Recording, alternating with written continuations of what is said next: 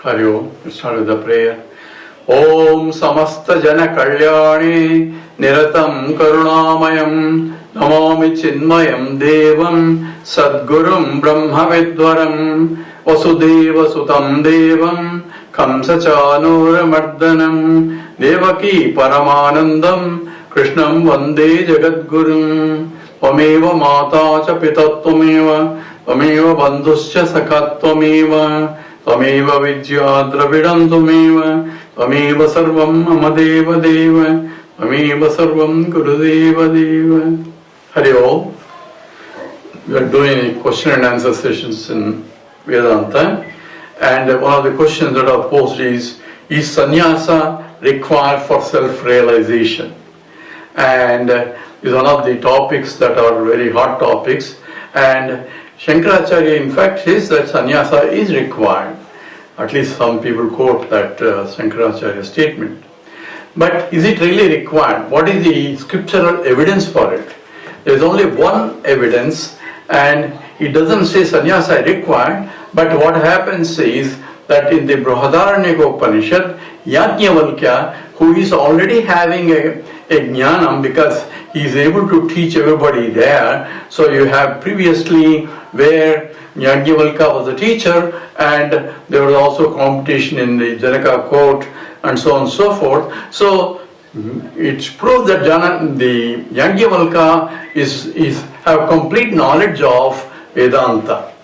But at the same time, in the Maitreyi Brahmana, the Yajnavalkya says, I am going to renounce, because he says I am going to leave. He has two wives, one is Maitreyi and Katsyayani. He calls both of them and says, I am going to divide my property and I am going to go. Where is he going to go? Not somewhere else. He is going to obviously go into Himalayas or somewhere where he can meditate. So that is an example that is being quoted, and that's only one example where it says that he left his wives to go and to meditate in order for realization.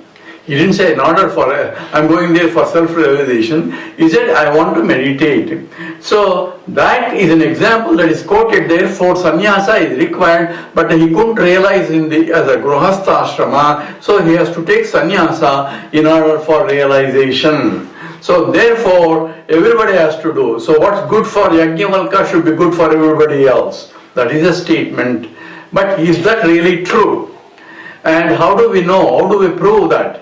The question itself is what exactly involves in self-realization. If you go to the 4th chapter of Gita, it says, Brahmar Panam Brahma Vihi Brahmagyo Brahmanahutam Brahmaiva Dena Gantavyam Brahma Karma Samadhina. There the homam is being used as an example, and the homam Yagnihotram is done by a grihastha, where the teaching is where you are Brahman, this is Brahman, that is Brahman. So essentially everything is nothing but Brahman. The one who is pouring Brahman, the one or ghee is Brahman, fire is Brahman, and the result is Brahman. So the teaching comes to a grihastha who is doing the homam. So therefore the teaching is for a grihastha only.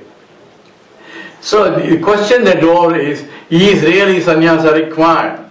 Says in the scriptures, na karmana na prajaya dhanena chagena ike amtatvamanasahu. Not by action, na karmana na prajaya, not by the prodigy, na dhanaya, not by wealth, and only by renunciation. Tyagena ike amritatvamanasahu. Only by renunciation. Therefore, there is a scriptural statement, the renunciation only you can get amritattvam. That means the immortality, that means realization that I am Brahman. Immortality, same as is the infiniteness which doesn't undergo any change. So that statement scripture says, and that's what is chanted whenever we receive a sannyasi.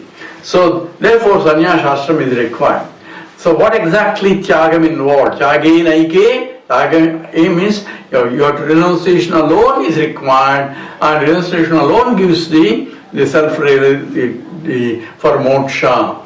So if that is the case, then its scripture says also that is true. Now what it says is tyagam. What is a tyagam? Renunciation. What is that I am renouncing? So I am renouncing the presidentship of United States. So what does it mean? Well, you are not a president of it. So I can renounce if I don't, if it doesn't belong to me, what is there to renunciation? So recognition that I am not really owner is the real renunciation. Because if I claim that this is mine, then I have to renounce it. If I have the understanding that this is not mine, then what is the renunciation? I have to renounce the renunciation itself. So what is Tyagam is not having any ownership of anything, including the body, mind, intellect, including the ignorance, I am this. So what I have to renounce is my misunderstanding that I am this, that's ego. I am this is the ego. And say, why I take I am this? Because of ignorance only. I am this body, I am this mind, I am this intellect, and my body, my intellect or desha kala vastu parichinam. They are limited by space-wise, time-wise, object-wise, and so therefore what I need to renounce is I am not this, neti neti. Not this, not this, not this. So that is the renunciation. Tyage naike amritattva manasuho. By renouncing anything that I can identify as this, that is the real renunciation.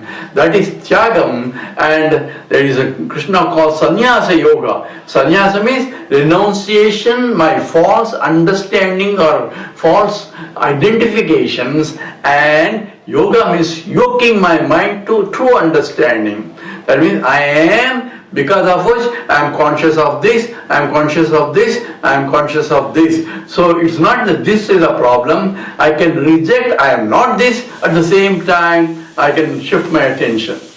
More important thing is I need this in order to recognize I am consciousness. I give example of an object. I cannot see an object unless there is a light shines on it. But when I see the object, I am seeing only reflected light, and that forms an image in my mind and thought and so on and so forth. In the same way, every thought is lighted by the consciousness. If there is no object outside, I cannot see the light. For recognizing the light, I need an object. Same way, for recognizing the thought, I need a thought. For recognizing the consciousness that I am, which illumines every thought, Tyagam is give up the thought, this, neti, but shift your attention to that, because of which every thought is known, every object is known. That is Tyage naike amritattva manasu. That is the real sannyasa. All other sannyasa is only external, may help to get to this state, because you need a subtle mind in order to achieve this. With that we stop. Om Purnamada Purnamidam Purnat Purnamudachyate Purnasya Purnamadaya Purnameva Sishyate. Om Shanti Shanti Shanti Harihi Om.